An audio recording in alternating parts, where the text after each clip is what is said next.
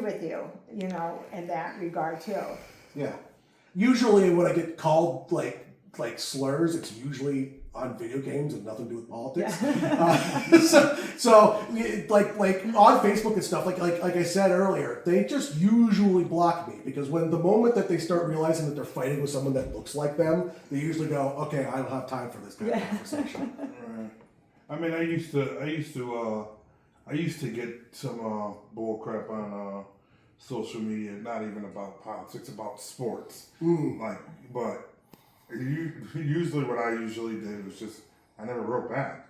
So it kind of just stopped. I don't get it as much on Facebook as I think you can kind of curate sort of the people that you see. Like you have a more public page than I do. When I was on Twitter, it was... Oh, I'm sure, yeah. The stuff that I would have gotten. At one point, someone said that I would, no matter how hard I try, I would never be a real woman. I'm not trying to transition. I don't know where they pulled that one out from, but that one always stuck with me. Oh my god. Well, let's shift to what's happening let's shift to what's happening right here in Lackawanna County. You've been one of the most vocal voices calling attention to the growing split between the Democratic Party, between the establishment machine, progressive grassroots. What moments or experience led you to speak out about the divide? So, to back up, I was appointed to the Lackawanna County Democratic Committee in pretty much very quickly after I moved into Archibald. We had a vacancy due to the previous person passing, and I was appointed. I then ran for the position full time. And so I've been somewhat involved with sort of the inner workings of the structure for a little while. And the first sort of crack on that was after, I would say probably 2018. I'm not exactly sure when this interview happened, but I remember Chris Patrick gave an interview. Oh my God, yes. And he said, we talk about that all the time. Yeah. He said at one point, he was talking about people around here, they don't want that progressive stuff. They don't want that left-wing stuff. They want, and that was the first crack of it where I was like, I don't know if I like that. But then when he ran for re-election, he called me and was asking me for my support. And I brought that up to him. And he didn't remember that conversation or that interview. Yeah. And so he's like, I don't know what he's referring to, but that's not, if whatever I said, I could tell you that's not really how I feel now. And I knew part of it was bullshit, but for the most part, Chris Patrick is a very charming man. Yeah. And so it was easy to kind of brush that aside because it was at that point a few years prior to that. And then 2024 happened, and I was at a part. I call it a party. It was more like a funeral that night, an election watch. Yeah. And I was with folks that were flat out concerned that their entire lives were now going to be considered illegal. These are folks they were immigrant folks, they were trans folks, they were folks that were targets from the right and the Republican Party. Women. Yeah. And women. It was hosted by a lesbian woman. I cried. Yeah. Because I knew it was going to happen. And so all these folks were flat out wondering is my existence now am I going to be considered a enemy of the state because of who I am? And then I go to an event that was sort of hosted by the establishment Dems. And no one seemed like they were that bothered. It was oh geez, we lost. Well, we've lost before. We'll pick ourselves back up. And I feel like the fact that they're so not attached to it. They were not mad enough. I was furious election night 2024. And these folks didn't seem like they were that mad. And that's really what I was there's a disconnect here. Now see, for me, the disconnect I feel happened and when the re-election about Pat, and that's when they took Debbie on. Yes. And I at first was gonna help with that campaign. I was actually at Fiorelli's that night, and then they introduced Debbie. And I remember this clearly, and there were some other issues of why I felt the way I did, and I told Jimmy Rodway, and I remember it was Joe Van Wee too, when I was saying, and I'm like, I'm out. And Jimmy's like, what? I'm like, I'm not supporting this. Right. And that's when I went over, which I love Jerry anyway.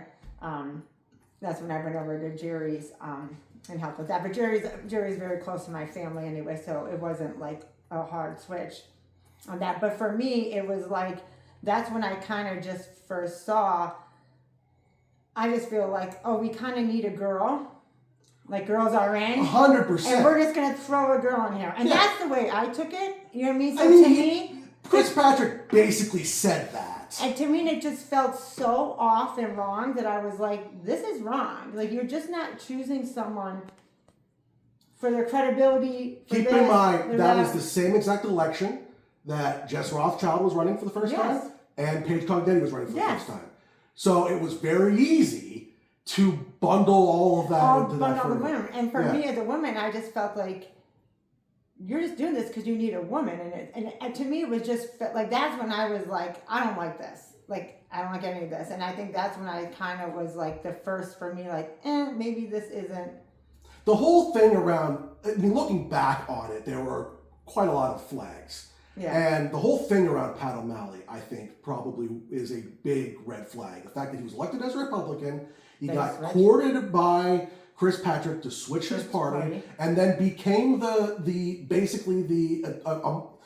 endorsed nominee moving forward. Like, he was the Democrat, even though he spent a lot of his time working with Maureen Cummings he did. when he was there, because they wanted to block out Jerry. And it just, a lot of that, like, looking back on it, you could be like, okay, there's really where it kind of started. But I was hoping that we would all come together on the biggest aspects of it. Yeah. But when the stuff that wasn't considered local started to become, in my mind, more important, and I saw that these folks kind of wanted to take a back seat and didn't want to discuss it, that's when I was like, I'm no longer, I feel no attachment to this anymore. Yeah, I agree. I think that was the first time Jimmy Rodway and I ever disagreed. You said establishment Democrats seem more willing to fight progressives than challenge Republicans. Why do you think that is? What are they protecting? Well, that's not even just a Lackawanna County thing. I feel that a lot of places. Yeah. The very first one I saw that with was in Philadelphia a few years ago, when Philadelphia has a charter similar to ours where you have to have a certain number of political parties represented within your county government. And so the Working Families Party made a decision of, why don't we run our own candidates? We can knock the Republicans out, and it can be the Democrats and the Working Families working together within Philadelphia. And Bob Brady hated that and spent more time going after the Working Families candidates than he ever did going after the Republicans. And I saw a very similar thing this past election cycle with Chris Patrick. Mm-hmm. And very specifically, sort of the way in which he discussed his most recent reelection, and how the folks on the side of his opponent were sort of the wackos that he would call it. And he had no issues when the conversation around Lauren Bieber Malin and her past as a Republican were brought up. He didn't seem to care. Yeah. He cared more about the Democrats that would mention that than he did about the actual aspect of it. I 100% did. And there's almost like this, like, and then he pulls that loyalty card a lot. Well, like, that's not loyalty. It's like, but I do agree with what you're saying. Like, and he's come at me for speaking out about some things.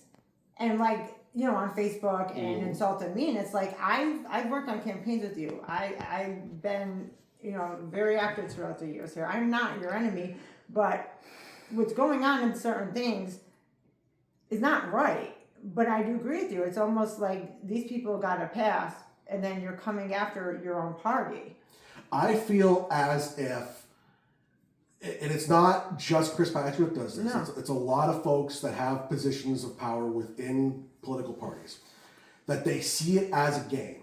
Mm-hmm. And as long as the team has a victory, They don't care how they achieve it. Yeah. And so in this case, it's like, well, here's a position that we can fill. Why don't we just draft somebody?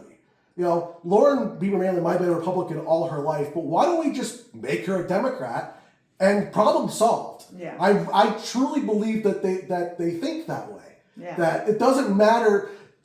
Well, I do agree with you. I think there was a disconnect here with him. And when I was trying to, seeing some of his comments even after they won, it's like, we won. Democrats won. Like, I did my job. Like, you can go away now. Right. Yeah. Yeah.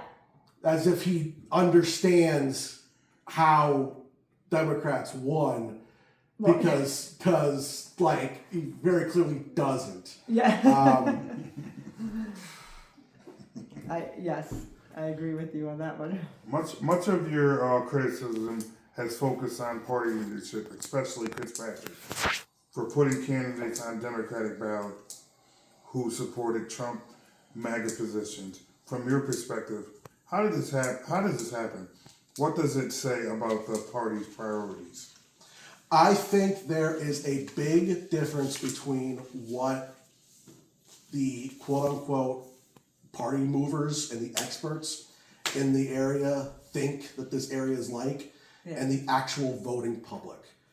I had been told a lot when it comes to a progressive candidate that they cannot win. I was told Kyle Mullins could not win because he's pro-choice. I was told Jessica Rothschild could not win. She is a gay woman that wasn't born in Scranton. She could not win. Paige Cognetti. You know how many times Paige Cognetti was in trouble? Like, she had 3 elections. She was supposed to be defeated 3 different times. I've been told this over and over and over again, because apparently the folks here don't want to vote for that. But they do. But they do, which is so weird, because they do vote for that. because that's not true. Yeah. What they feel, what they see, is a sort of a 1995 version of what politics is. Yeah. And they've kept that attachment this entire time. And I see that with the way that they operate in terms of the actual races themselves too.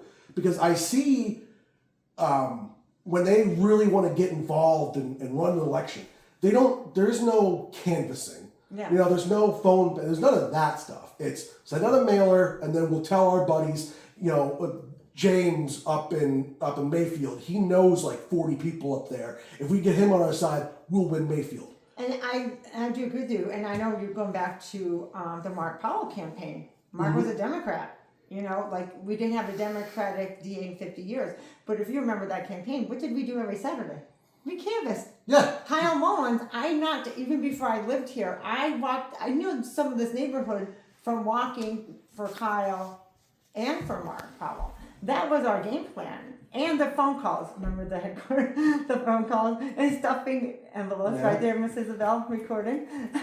Kyle Mullins had probably in terms of Lackawanna County politics, had really the first time I saw a really strong ground game. Yeah. And then I think Paige Cognetti took that to a whole different level. Yeah. Like, she has a team of supporters down in Scranton that are completely disconnected from the rest of it. They care about Paige specifically. Yeah. And that's another thing that I think is a blind spot for party insider folks, which is folks that will care about politics and will care about it if the right candidate comes along and makes them care. Yeah. Yeah, I agree with that too. But I agree too, and I think your ground game it's really just overlooked right now. But that's how you win. That's how we won. Right. That's how Mark won. Yeah. 100% how Mark won. Yeah.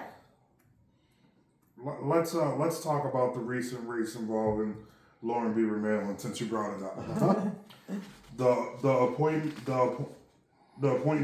the Democratic endorsement, and the lawsuit filed just one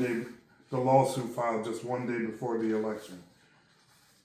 What was your reaction when the lawsuit was dropped? I mean, I wasn't shocked at all. I knew that the idea was, if the endorsed Democrats did not win, they were going to go forward with a lawsuit. It was going to be more difficult with the commissioner's race because the person that wanted to stay on as commissioner wasn't running, So Yeah, it's so that- very difficult to have all that tied together. Lauren Baber Malin happened to be the incumbent because she was appointed to that position, and so if she got beat, she might have had a different sort of out to do it. I can't really get into like the whole thing about the appointment because it went to a panel of judges, and I don't know what the panel of judges looks for. Ultimately, from the sounds of things, it sounded like a mess because at one point they weren't going to appoint, and then they were, and then there was election, non-election. Yeah. Like they didn't seem like they had any idea what they were doing. But once the news came out and the evidence came out that Lauren Baber Malin was in fact a Trump supporter, it didn't matter if she got the appointment or not. I don't think so. I think it is the due diligence of the county party to endorse the person that most represents Democratic values. And I do not think they did that in that race. And I will hold that. I will give Tom Welby the benefit of the doubt. Yeah, Because I absolutely at the will. very least, he says he's not going to run in 2 years. I've met him. He's a decent enough guy. I don't like his attachment to Marty Flynn, but that's a whole separate conversation. But I will at the very least give him the benefit of the doubt that he's going to at least try within the best interest of. Well, and I agree with you, and I said that about Tom right from the beginning. Like, if Tom wins, regardless if people say, you know, the Marty influence or the machine or this and that, I really believe Tom is a very decent man, and I do believe that when he's in there, he is just going to think about the county and the people, and I do believe he's going to be fair in the decisions he makes. Right. Like, I do feel that, so I really don't have any qualms about Tom winning at all. He's a good man, and hopefully I'm not proven wrong, but I don't believe those are his intentions in any way, shape, or form. I will not extend that same courtesy to Lauren Baber Malin. I do not think she went into it with the best intentions. I think she was given that position because she helped Chris Patrick retain his position as chair. Her father was a very influential figure within the county Democratic Party, and I do not for a second believe that she. So how did she help Chris? I don't know exactly, but okay. within the course of one of the comments that Chris made, because he made a lot prior to the election, he was going off, and at one point, someone flat out asked him about her background, and he said it didn't matter because she might have been a Republican, but she's a Democrat now, and she helped me retain my position. Like he flat out admitted that. I've seen. And so I don't know if she whipped up votes in the Lower Valley because I think she's from Old Forge and a lot of the connections down there may have been that. I'm not 100% sure, but I do not think that was given on merit. And in 2 years, I will not give her credit. That's the one thing. She did get 26,000 votes. That's the one thing I do give Lauren credit for, though, because I do believe if you look at, and I love Colleen, you know that. Mm-hmm. This doesn't take away anything from Colleen Companish, but that's the one thing I do give Lauren credit on, and I did say that I believe when you look at her history, you look at her work ethic, you look at her experience, I do believe she's qualified for the job in that way. And I was very critical of Lauren.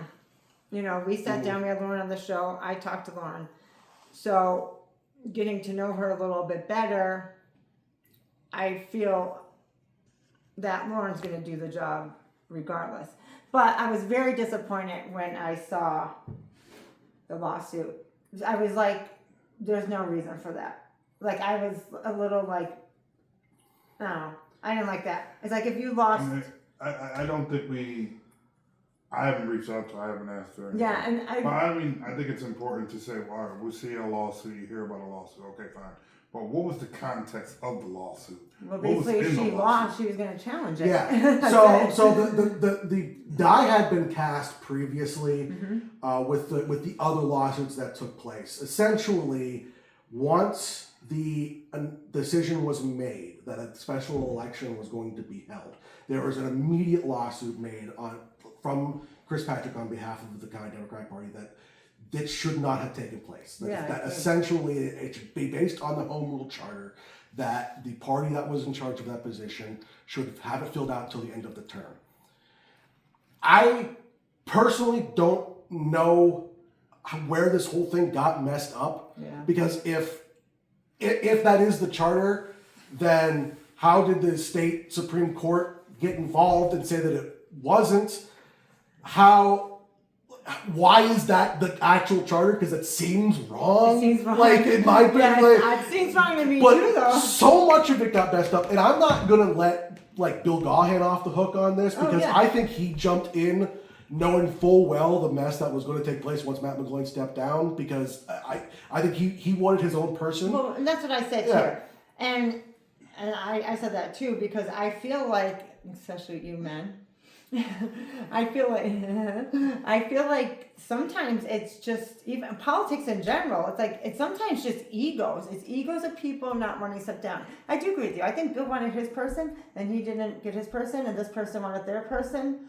And I think, Well, we know that for sure. yeah, Right. you know, so What ended up happening This was person was Well, the- yeah. Bill he wanted- Gahan and Chris Patrick do not like each other, and Matt McGloin decided after a year he apparently doesn't want to be involved in What politics. the hell did he see? now, What did he see? Now, I he did not see vote this? for him, by the way, because I knew he was going to do that. So I'm just throwing that out there. What did he see that scared him? Well, he steps down. He was going to take a position Yeah, I at said Boston College.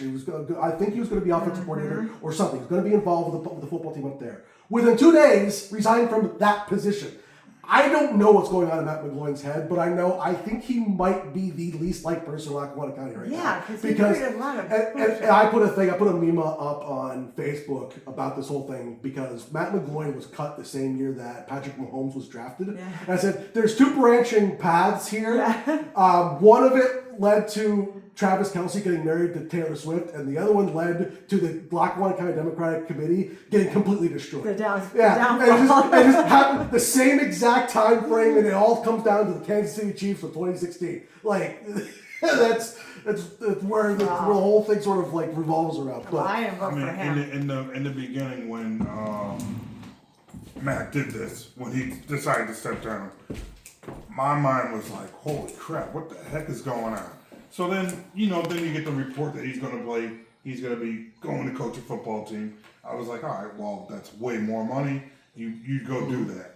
But now, and then he resigned from that. Now, looking at it today, maybe he made the right move to get the hell out, because this might be too hot to touch. it may be, but how do you not know that going in? Well, yeah, come on. Like, he had a name, and I think he knew that.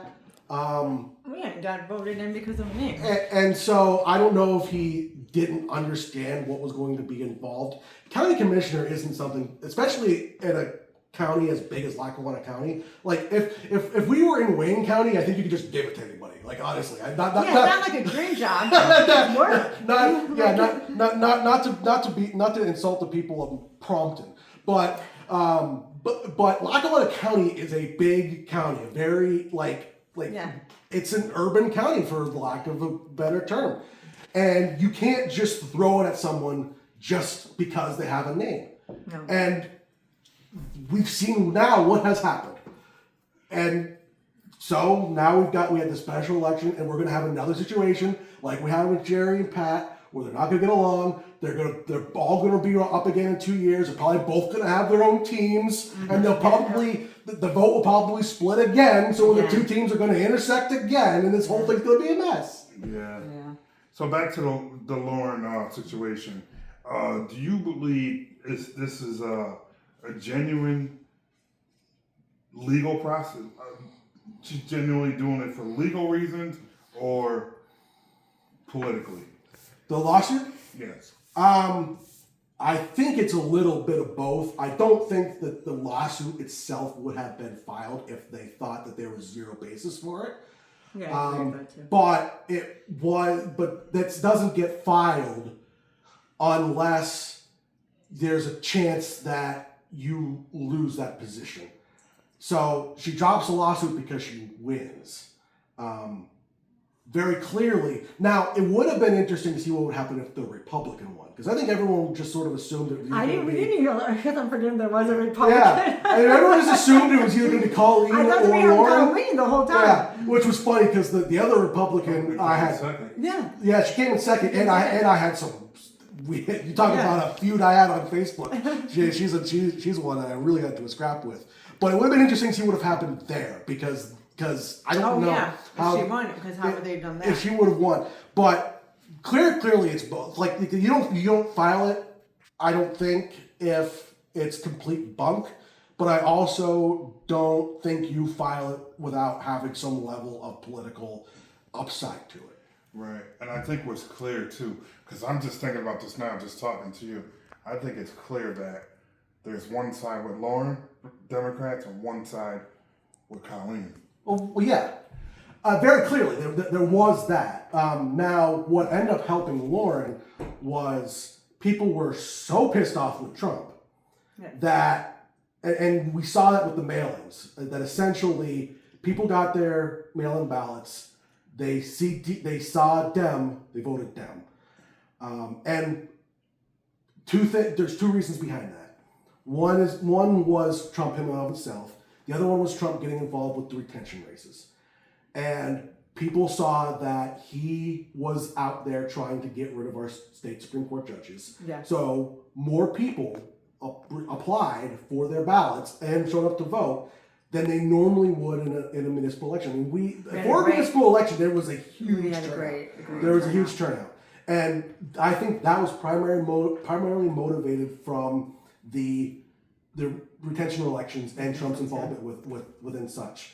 I also think, going back to the point that you made earlier about how many votes that Lauren got, I don't think when it comes to elections like these that people are really that tapped in to these inter-party politics fights. No. I know people that are somewhat connected within we'll take for example there's a group of folks that are up in Archibald that are fighting against the data centers, and I had a meeting with them, and they were asking questions about why there were 3 people on the ballot.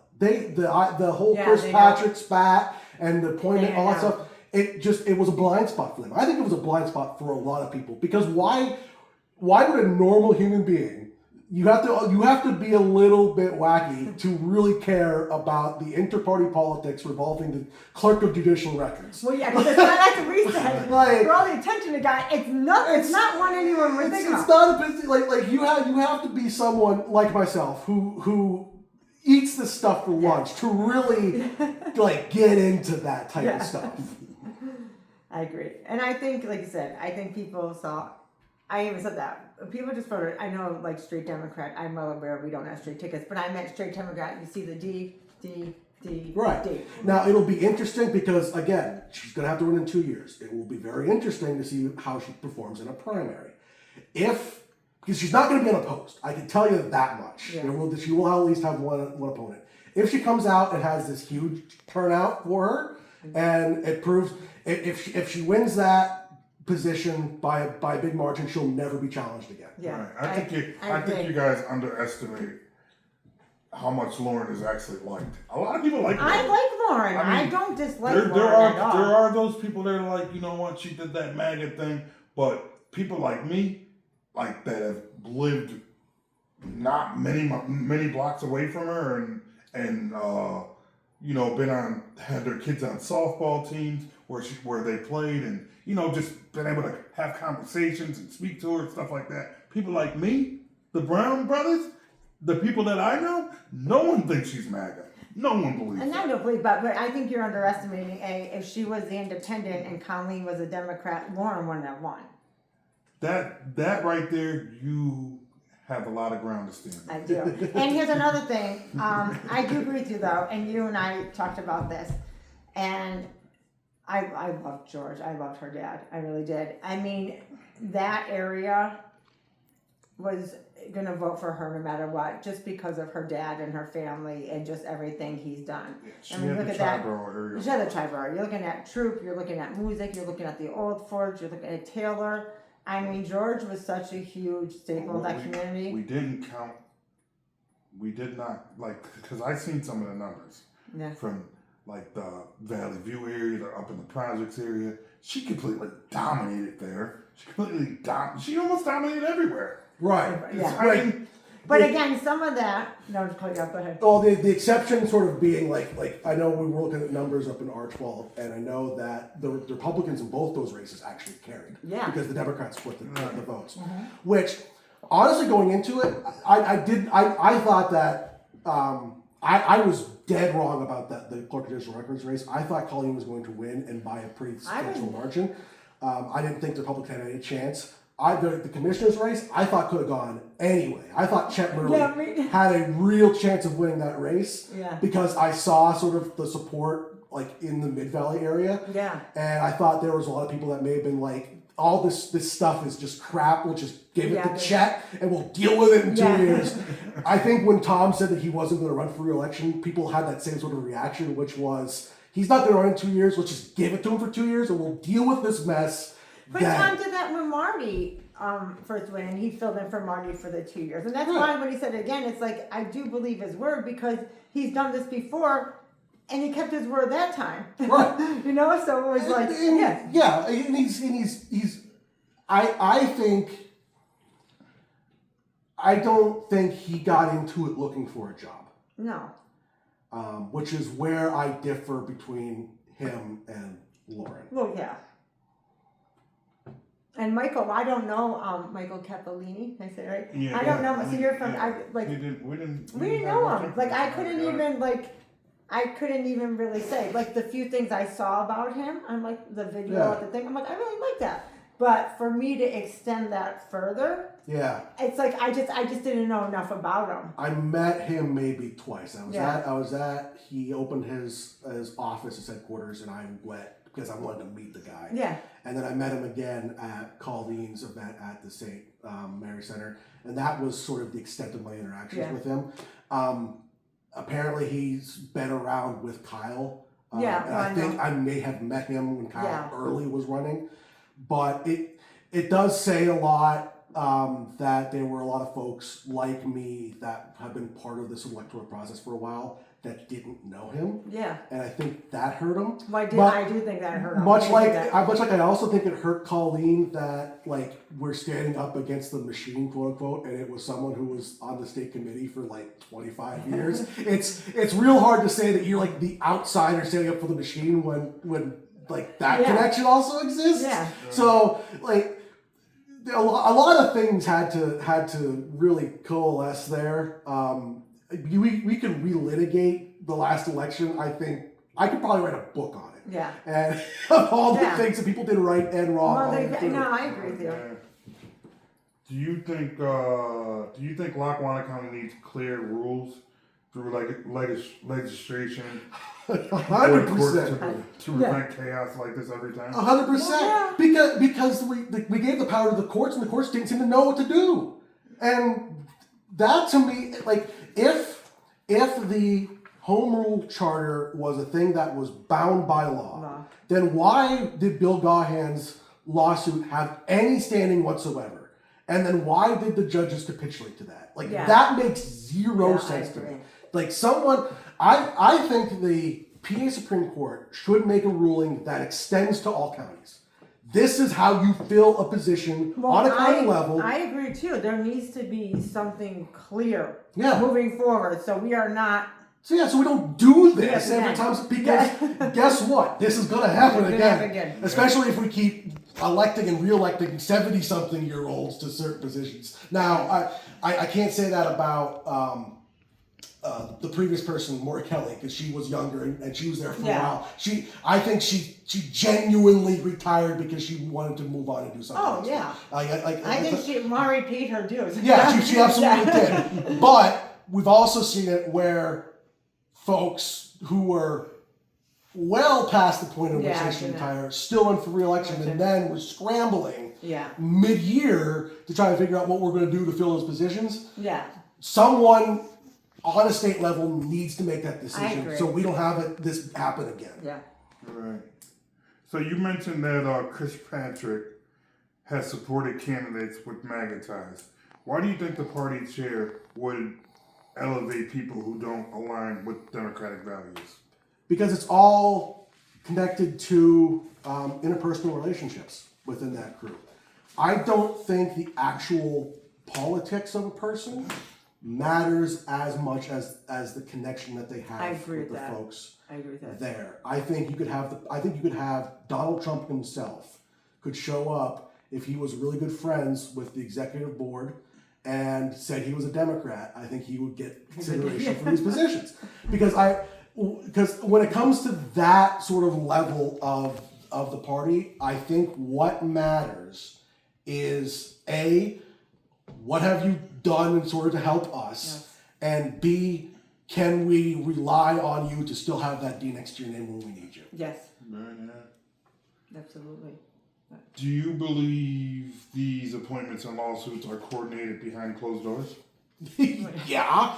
I don't think for a second that Lauren Beaver Malin was the one that came up with the idea to file a lawsuit. No, I don't agree. I don't think that either. I think a team of lawyers, and with probably the same lawyers that we know and we've seen in those rooms, probably drafted that long into the process, knowing full well that there was a chance that they would need to file it.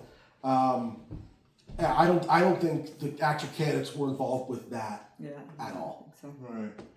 If the local Democratic Committee is acting against its own values, who holds leadership accountable? The voters, the state party, or no one? Well, right now it's no one. In theory, it should be the voters. The problem is, and as I discussed earlier, the voters aren't going to pay attention to the small pettier stuff. They have way too much stuff to care about than this.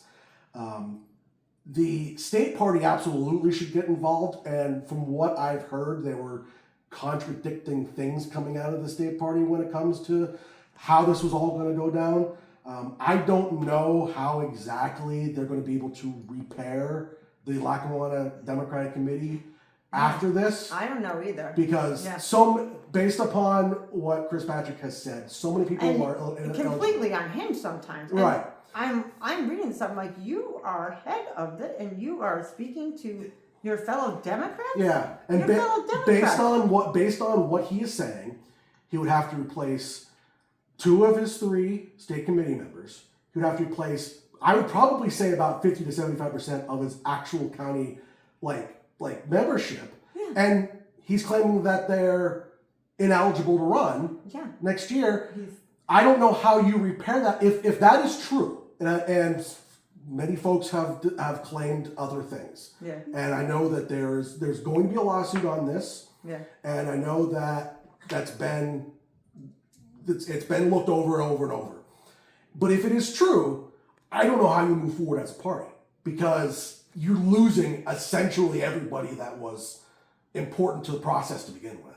Yeah, I agree. And even I told you some comments he said about me, because we did go to Lauren's. We went to the mayor's after party, and then we went to Lauren's and Tom Welby's, and then on Facebook a couple days later, Chris and he made a comment. I come back and he was like, "Oh, and you have nerve showing up to Tom Welby's when you were talking, basically saying I was talking bad about him." And I'm like, I never talked bad about Tom ever in this show.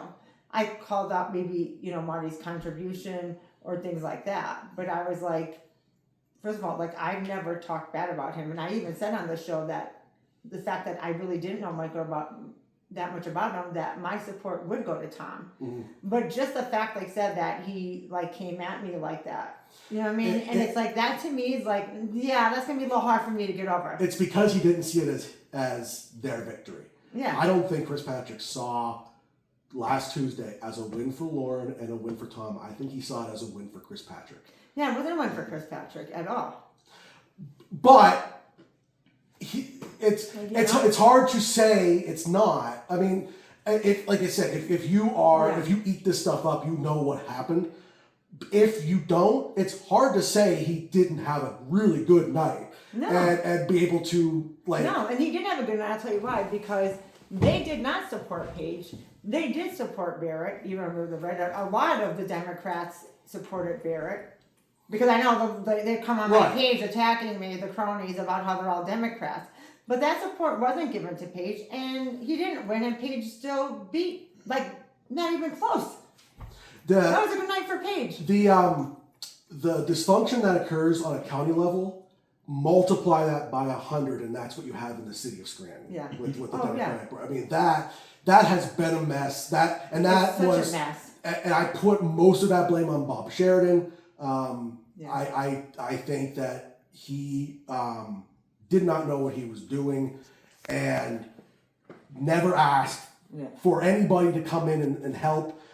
From what I hear, there are folks now that are taking it over that have the good interests in mind, but it is so damaged. Yeah. And you have folks, I believe, I can almost guarantee, I can't 100% guarantee it because that's not how this works, but I can almost guarantee that there are folks that are high level within that we know, some of whom are probably elected officials down there, that are currently in the ear of Rob Bresnahan. Because the last thing that they want is for Paige Cognetti to be the next congresswoman. And that, to me, is just so disheartening. It is just crazy to me. Yeah. And I think I probably know some of those folks. Now, I know them too. If I said their name out loud, the very first thing I would get is a flood of comments being like, you have no proof of that, yada, yada, yada. Yeah, but, you don't have to say their names, because we all know the names. Yeah. But I also very specifically saw Tom Schuster going around campaigning for Mark Payne when Jessica Rothschild was running for re-election. Yeah, that I did see, and I do know for a fact happened. So that one I will put on blast. Yeah. That Tom Schuster and Mark McAndrew worked with Mark Payne to make sure Jessica Rothschild was no longer on city council. So I will, at the very least, put that one out there in the ether. And that's so disheartening to me too, because she's amazing. Yeah. It's like, why wouldn't you be throwing your support there? And it's, at the end of the day, I hate to bring it to, and it's because they're women too, and I said this before about Paige. If she was a man, and you put down on paper what she accomplished in the 6 years, in only 6 years of what she's accomplished today, and you took the name off, and you put it on paper, they would be like, she would be a god.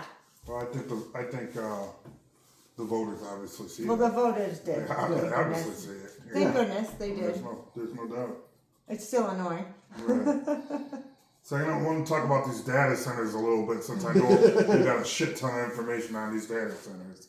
You've been outspoken about the data center project, saying they're not just land deals, but issues of environmental justice and resource fairness. What's the biggest danger these data centers pose to Mid-Valley? The poisoning of the water. Absolutely. We already have questions about air pollution within the Mid-Valley, thanks to Invenergy and the plant that they put over in Jessup, and what the data centers might be.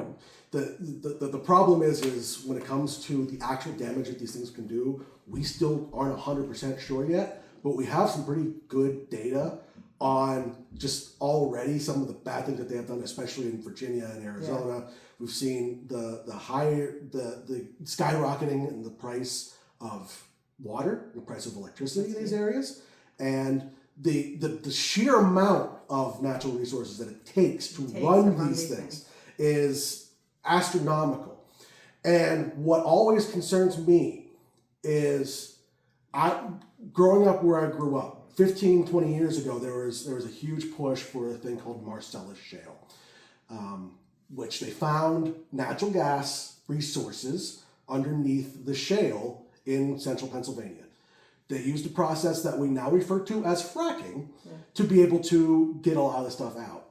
When these companies were first coming in to Elk County and Potter County and some of those rural places, they were promised a windfall of money. Yeah. The amount of just money and people and the tax dollars, you are going to see an economic boom in these areas that you will never see before. My parents are still waiting for that check. Most people there, I think, are. There are some people that got very rich. Most of those people then moved. But the vast majority of the folks that made the money were folks that then brought in from Texas to be able to run those, which is very similar to what you'll see in a data center. There's not going to be jobs. Yeah, there's no these jobs. aren't going to be run by folks that are from here. They're going to be run by folks that are from Silicon Valley or, in the case of Marcel. And most of them are going to be away in a building monitoring, and we're going to have a team here. Yeah. And that's it. Like, people think, these jobs are coming. Yeah. There's no jobs. Yeah. But what was left behind, the companies were going to come in, anything that they broke, we're told that the roads, they'll repair the roads. They never repaired the roads. They never replanted the trees that they said that they were going to. What was left was scarred countrysides and areas of forest that were cut down that won't be able to be replanted for a generation. And I see a very similar thing happening with these data centers and how they are talking about what they're going to bring to the area. This windfall of money. Oh, it's going to be so great when the people of Archbald are going to be able to cash these checks. These checks aren't coming. These developers don't give a shit about anybody in that area. They don't. They care about one thing, and that is money, and they will do what they need to do to make that money. The thing that most disappoints me is there are folks that are involved with these projects that I consider to be close friends of mine that I have a lot of respect for, and that I've been involved with politics with for a decade, that are dead flat wrong on this issue. Mm-hmm. And I think they are being scammed, and they are buying into something that is nothing more than a bill of goods. Yeah.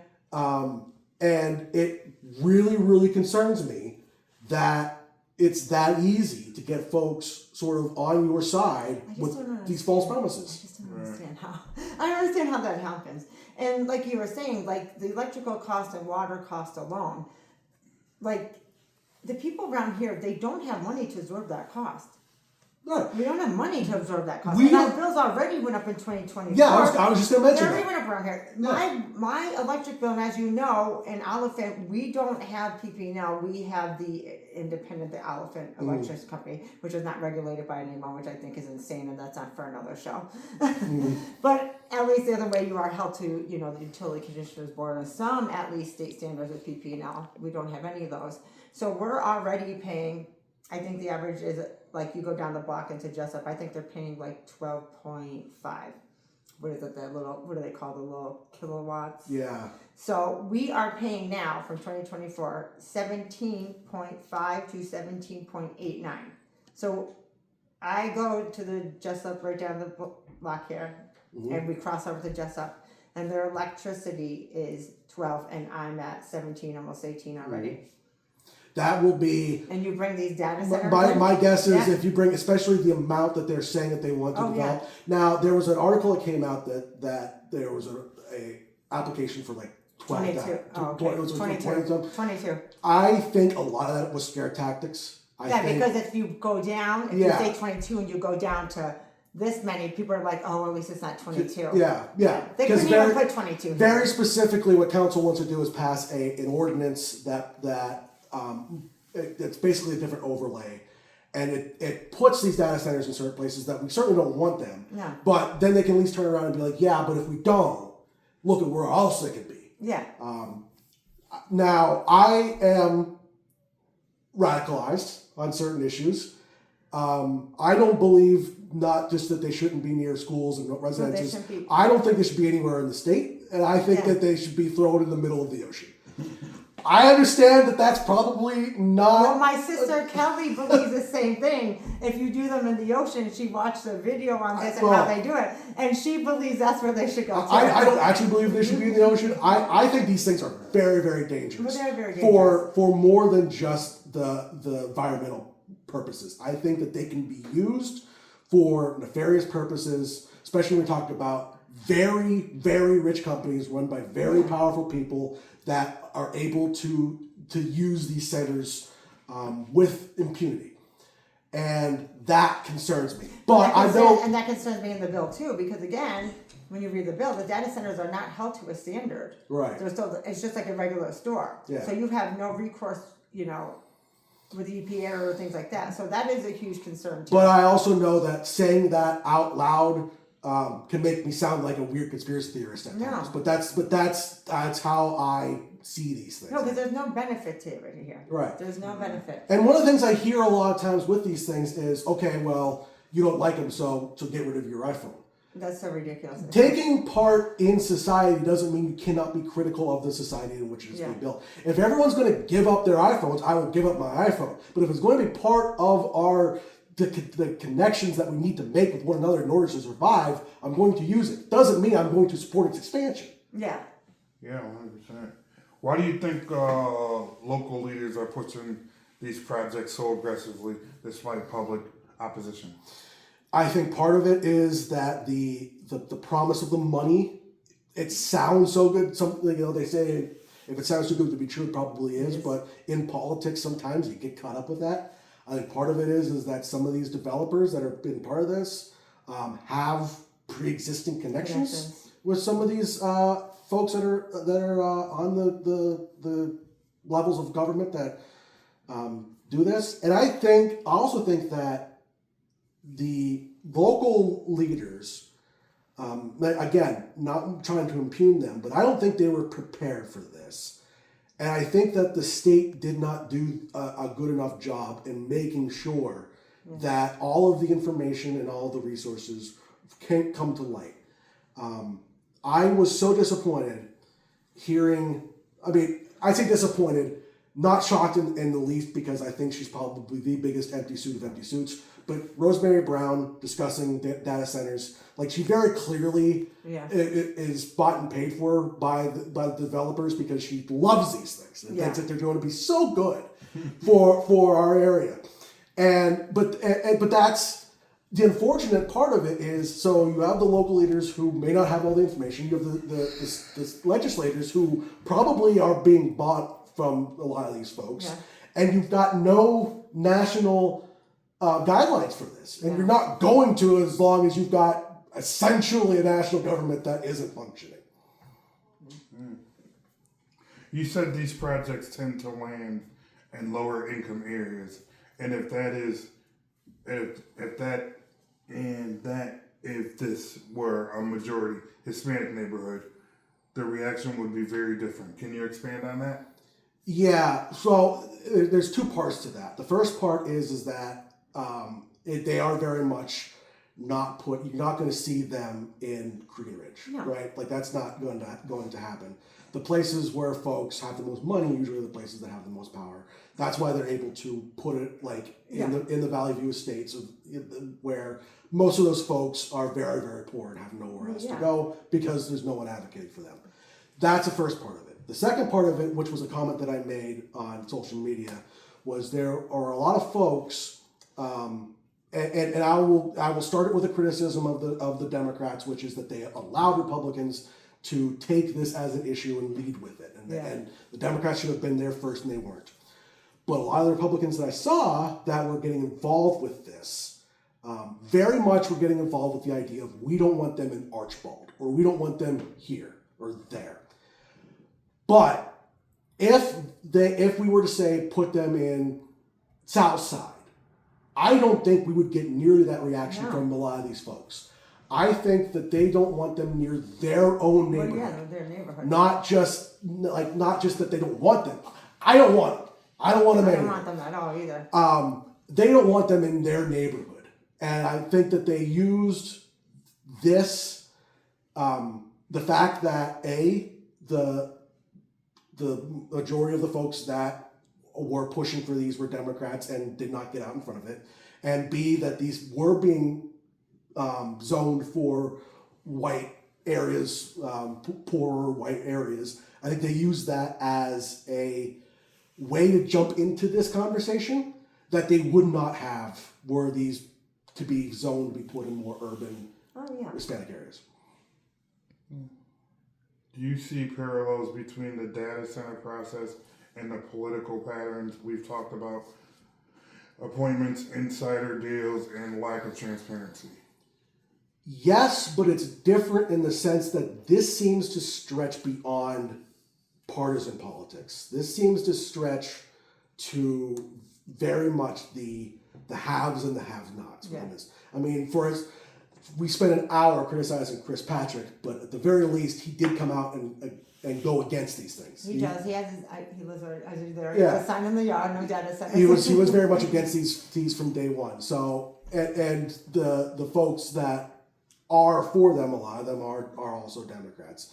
That's what you have. That's what happens when, especially in like Lackawanna County, you have like a one party that runs things. Is the folks that are running it, that are on these levels, are much more susceptible to be able to buy in to a lot of the, quite frankly, lies that are being told here. I don't want to go as far as to say that that like the local officials are being bought out, No, just because I know some of these folks, like I said, and I don't think that they're getting a basket full of cash in exchange for this. I do think that developers are not being truthful. We're not being truthful. They're making this out to be something more than it is. Right. Like the glitter and the bow, and it's so beautiful, and it's like I a think, Christmas present. And I think when you talk about developers, and especially the developers within the political process, I think that they know exactly what to say and who to say it to make it sound like a very good idea. And it ultimately, they're the ones that are going to be the ones that profit from it. And so they're going to do their best to make sure it goes through. If you could tell every homeowner in Mid Valley one thing about the data centers that they don't know, what would it be? Just that you're being fleeced. That the promises of the money, they are not coming. They're not. A company is not going to send you a check if they do not have to. No. The folks in Jessup who claimed that Invenergy was going to give them all the money, that never came. The folks in central Pennsylvania who said that the Marcellus Shale folks were going to give them money, that never came. If these companies can get out of giving the money back, they will do so. So that's why it is important for everyone to be like, no, screw it. We're not. I don't care if you have 1 or 1,000,000 plans for these. We don't want any of it. Yeah. Like, you need to stand firm with it. Some folks will capitulate. Well, if they put them on the other side of the Casey, then it'll be fine. It's going to affect everything. In all things, whether it's data centers, whether it is women's health issues or trans rights or anything, if you start capitulating on one thing, they will continue to try and take more. Right. That is how that works. So if you give up on one battle, you are going to fight the next battle. There is no stopping and we're going to find this middle ground here. No, it does not work that way. You have to stand firm on your first battle, or else you will be fighting a defensive battle the rest of the time. Yeah, no doubt about that. What would real transparency look like in this process? I don't know. I wish I could say like exactly what that would be. But I don't know if it mattered. I don't know if the developers stood on top of a mountain with a bullhorn that says, "I am here to screw you over." I don't know if that makes much of a difference. Yeah. At the very least, the way in which it's being handled, sort of at certain levels. Yeah. I think for the most part, I've been encouraged by what I have heard from the people of Archbald, in the sense of most of them aren't buying it. So even if they were more transparent with it, I think that the backlash is already there. Right. I would love to know which, like, when it comes to like lawsuits and stuff, which we know are going to come. Oh, yeah. What lawyers are on retainer that also have worked with county level and state and local level officials, because we know that there have been crossovers with that. I would say that's probably your biggest look for if you want transparency on this. And we'll look into that. Yeah. Okay, so we covered a lot, from machine politics to lawsuits to data centers. When all is said and done, what do you want the people of Lackawanna County to take away? I want them to understand that as a united force, you can have a very powerful voice if you choose to go that route. I know that there are a lot of folks that are on one side of the aisle that are very progressive, we'll put it that way, that have not gotten really involved. Yeah. And they feel as if they are really dejected from the whole process, and that there isn't any sort of purpose in speaking out because they are but one person. And I don't criticize that at all, because I feel that, a lot of days I feel that. If I turn on the TV, I see a lot of the stuff that's being said, and I ask myself quite a bit, what is even the purpose? But the value of community is immeasurable.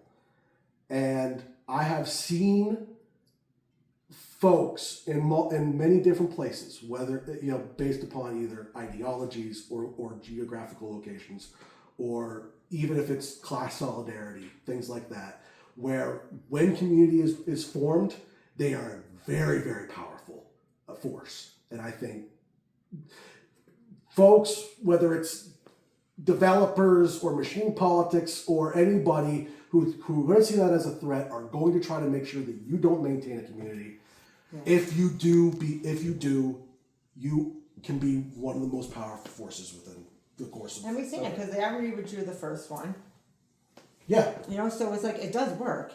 It absolutely does. Yeah. So people just need to keep on doing what we're doing. And much like it worked when the rise of Page, in a certain sense, because I think a lot of people saw what happened with Bill Courtwright and the whole process that erupted, and I think there was a big community that formed there that says, we're done with this. Here's how we're gonna do it, and they worked together and did that. I have seen it sort of firsthand when it comes to the battle for healthcare for trans folks, and I've seen it with the abortion rights movements. When folks get together and they form a pact in a community like this, they are louder than the thousands of distractors that stand outside it. I agree. Is there anything that you want to touch on before we exit out? How long have we been talking? We've been here quite a bit. And we'd probably be here even longer if I got here on time. For whatever reason, in my brain, this was supposed to be at the different time that we got it. For all the talk that I do, and I do a lot of it, I would not be as vocal or as passionate about this if it weren't for the folks sort of closest to me, that I know have sort of their rights directly in the sights of certain folks, especially when it comes to the rise of fascism. And if it weren't for them, I don't know if I would even care to speak like this. So ultimately, when I sit on a podcast for an hour and a half, or when I make a lengthy post on Facebook, it's not all about me. And I hope other folks get into this process with the same sort of idea that you need to not only do what's best for yourself, but do what's best for the folks around you. How do our listeners get a hold of you? So I'm on Blue Sky. If you have Blue Sky, Dissy125. That's also my handle on Instagram. If you add me on Facebook, I may or may not add you back. But my Instagram and my Blue Sky are all public. So those are the places I would say that if you wanted to follow me and see more unhinged rants, that's a place to do it. Well, I want to thank unhinged you rants. for taking your time out. Definitely want to thank you for taking your time out to come on. Thank you. With some insights we never seen. This has been a pleasure. Thank you so much. Yeah. All right, and there you have it. Another episode down.